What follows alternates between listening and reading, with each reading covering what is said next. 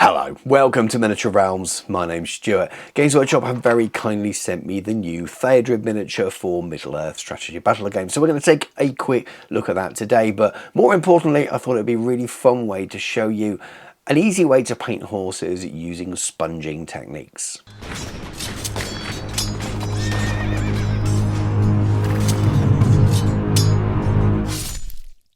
Miniature Realms is proudly sponsored by Counter-Attack Bases. They stock a wide range of counters, gaming aids and movement trays for multiple game systems and offer custom items to suit your club, your event or even your podcast or YouTube channel. Check out the link in the video description. So this one was a bit of a surprise to everyone who wasn't part of the Sunday preview, and I enjoyed looking at all the comments in the Facebook groups over the weekend as people were like, wow, this has arrived. And I think now at the time I'm recording this voiceover, which is just after the pre-order, it's already gone out of stock. So hopefully for people who want to get hold of this, it's going to come back in stock pretty quick. So let's get him open. This is a pretty standard Forge World resin miniature, modern Forge World resin miniature from SDS. He went together pretty easily. There's no instructions for this miniature. It would have been handy just to work out which head goes where. You can do that from the pictures. It's not the end of the world. But I think they're pretty cool. It's a very, very nice miniature. The quality you'd expect from the Middle-earth team at the moment. The scale is pretty good, a little bit more in line maybe with the older size than some of the new, but there's very little in it, so there's not really been a huge amount of scale creep. The horse, maybe the cast wasn't quite as perfect as I've noticed recently with some of the stuff from SDS, from the Forge World side of the studio. So a lot of the old world stuff's been a lot crisper than this. A few little bits I had to clean up flash wise a little bit more. Nothing too bad. I did miss a little bit, which was annoying, but overall pretty good. So I'm using this little triad from the Tooth and Coats range for my horse, but you just make your own one depending on whatever paint range you use. You want three that go together, so a base, a mid and a highlight. I'm going for a nice reddish colour brown here to match the box art. This is a sponge chipping tool that I got from Knott's Hobbies, and it uses this slightly firmer kind of sponge, not the stuff you get in your blister packs, like a makeup application sponge. That's quite important. I am going to use an airbrush very briefly, but you can use a sponge for the part that I'm using with an airbrush. I'm starting with that darker brown at the moment, and I'm layering this up with the airbrush. Now, if you're not using an airbrush, you don't have one, you want to be layering this up with a sponge using the technique you're going to see in a few seconds, so do bear with me for this point. But I'm trying to work with angles here, making sure that the black prime miniature leaves some of that darkness in the recesses and underneath. So I'm going from the top down as much as I can. It will be exactly the same as you see a little bit later on with the sponging technique, focusing on the top areas where the light would hit, deliberately leaving some of the undercoats a little bit thinner layer of paint and a little bit darker. Hope you can see that intensity start to build up via thin layers, and that process is exactly the same with the sponging. You want to build up with thin layers, slowly increasing the intensity towards the top of the miniature where that light is hitting. And if you do have an airbrush, it just gives you a much smoother base to work from. It's a little bit harder later on to use the airbrush to be quite as definite, and the sponging is a little bit quicker for that sense, hence me mixing the two ways of doing it. This is my mid brown now, and I'm going to squeeze a little bit on my dry palette here, my texture palette that I use for all my dry brushing and my sponging. And I use a dry palette rather than some paper towel or something, so there's no little fragments of towel or fibre that get into my dry brushing and into my sponging as well. So I take most of that paint back off after dipping it onto that dry or texture palette, and then I'm just sponging directly onto the miniature in layers. And what you'll find is you get intense colour in the middle and then a little bit less around the edges, and because these little squares of sponge have a defined edge, you're actually able to miss other parts of the miniature. But in this case, because we're doing the horse flesh first, it doesn't really matter if you get it on the rider or on the tail, because we're going to touch all that up later on. But we're just working from that top down, increasing the intensity, and if you're gentle with it, it will leave the darker colour in all of the recesses. And I'm hoping the camera's picking up how easy it is to do here.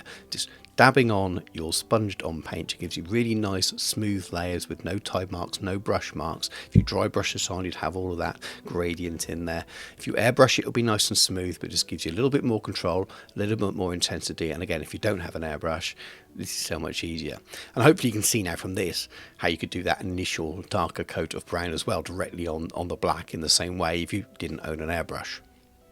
Now to that top highlight of brown, satyr brown in this case, and I'm just repeating the process, but because I'm layering up, I'm using a little bit less paint, and I'm trying to make sure that I don't obliterate the previous 2 layers of painting. It's as simple as that really. So focus on slightly smaller areas where the light catches. So on the back of the horse's rump there, the tops of the ears, on the front of the nose, anywhere that's towards the top of the miniature where the light is catching. And you'll find if you're gentle that the sponge won't press down into the recesses anyway, so you're getting this natural highlighting effect going on, and it couldn't be easier. If you've got a lot of horses to do, if you're painting a whole Rohan army, if you're a Middle-earth fan, if you're watching this because you play other games, maybe you're painting Bretonnians or Empire Horsemen or whatever game system, if you've got a lot of horses to paint, using a simple method like this, you could batch paint so many horses in an afternoon, and it really takes that pressure off of something that's quite daunting sometimes. And that's the main part of the tutorial. I will show you a little bit more, but you can just see there how quickly it is to get that horse flesh using this method, and that nice gradient you've got really showing off the detail and the muscle on the horse, nice shadows in the recesses. Let's go on and show a little bit more and finish the horse off at least. This is a white grey, and it's going on the dry palette here. New style dry brush, you knew the type, the round headed brushes. I'm just doing a little bit of dry brush over what is the mostly black tail and the mane on the horse. This is basically your underpainting, your slap chop area, and by doing that you're just picking up the higher areas, so when we glaze over it in a moment you've got a natural effect looking a little bit like a highlight. The way contrast paints, in my opinion, work best rather than just over a flat white or something like that. For the glazing job, I'm turning straight to Black Legion, which is the sort of a more of a brownish, earthier, slightly thicker pigmented black in the Citadel range for this, and just a nice even coat over anywhere that I want to be fur on the horse, so the tail and the mane, and you can already see the highlights in there because of that white dry brushing over the black that's there already. And again, we're not trying to do high level painting here. This is how you can paint horses quickly and get your armies painted on the table. And I'm also going to use them for the horse's feet and socks. So I'm painting the whole bottom of the foot and then blending it up towards the first joint on the horse's leg. And then what I'm doing is I'm quickly wiping my brush off, adding a little bit of water and just feathering out the edges of that black. And it basically means thinning just the edge so it looks like a nice thin transition. It takes a little bit of practice, but once you get the hang of it, you can get this really nice smooth transition without you having to layer between different colours. You essentially just thin that black enough so it blends into the brown that's already there, so you get that nice transition up in towards the knee on the horse's leg.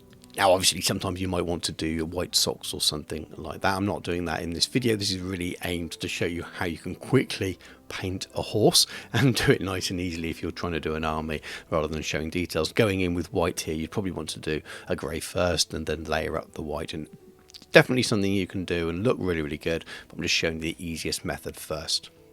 While I've got the Black Legion out, I use that just to paint in the horse's eyes black as well. You can add a little dot of white if you wanted to, but the black is fine, especially with the head armour on this miniature.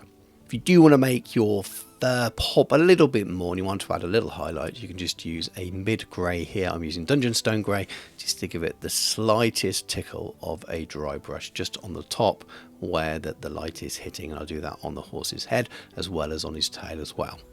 Aside from all the other details, that's the horse done. That's the basic quick way of painting a horse.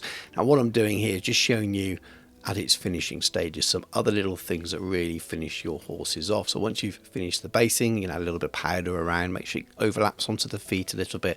I'm just adding a little bit of wet mud effect here, and when I do, just put a little bit on the bottom of the horse's hooves, maybe a little way up some of the feet. Little effects like this really trick the eye into thinking there's been loads of detail added to the miniature, but all you're really doing is adding a little bit of mixed up paint and fibre here, which looks really cool on the miniature, makes it look extra special, but it's also incredibly easy and doesn't really require any skill. And that's that. I'm edging the base now, and we can have a look at the finished horse. Now, obviously, I've painted the rest of the rider Theoden here off camera. I didn't want to make that the focus of this video. If you'd like to see how I've painted Rohan in the past, I'll pop a little link in to the new Rohan inventory that I painted around the time that the new box set, the new starter set, was released, and that gives you a much more detailed idea of the approach I take for the riders and for the infantryman. But I really wanted to focus here, like I said, on the horse and make a very quick video giving you some skills you can take away and maybe use for your own army painting, and let me know what you think. I'm pretty happy with the way the horse came out. It works with a lot of colours, works very well with white horses and grey horses as well. You just blend up from the darkest colour, and that's the most important thing with the sponge effect. And starting with the horse first is the most important as well, because once you've painted all of the other things around, it's almost impossible to get in there with your sponge and create those effects without getting it over the rest of the miniature. So it is important that you start with your horses first. This miniature has the rider partly attached to it as well, which makes it a little bit harder. So you definitely have to paint the miniature while he's on his horse. So starting with the horse was imperative here. But let me know what you think of it, and are you going to try this method at home yourselves? Well, thank you very much for watching. I hope you enjoyed the video, and hopefully, even if you're not a Middle-earth strategy battle game fan who was desperate to see that old metal Theodred replaced with a new one, hopefully the idea of painting horses using sponging techniques is something you can transfer to your other painting as well. So I know a lot of you watch the channel who follow my old world stuff. Well, there's plenty of horses in the old world. So again, as I've already said, hopefully that's something you'll be able to transfer over and maybe use in your own army painting. But let me know in the comments below what you think of it, what you think of the miniature. You're excited about it for Middle-earth strategy battle game, but also talk about the painting technique as well, as it's something you're going to be trying for your own armies. If you have liked it, please do give it a like as well, and maybe consider subscribing to the channel if you haven't already done so. If you'd really like to support me, please do check out my Patreon. It is the very best way you can support me, and I'm really grateful to all of my existing patrons who support me on the channel by helping me out a little bit financially there as well. And please also check out the channel sponsor Counterattack Bases. Loads and loads of fun gaming aids to help you out across multiple game systems. But thank you very much for watching. Take care, and I'll catch you soon.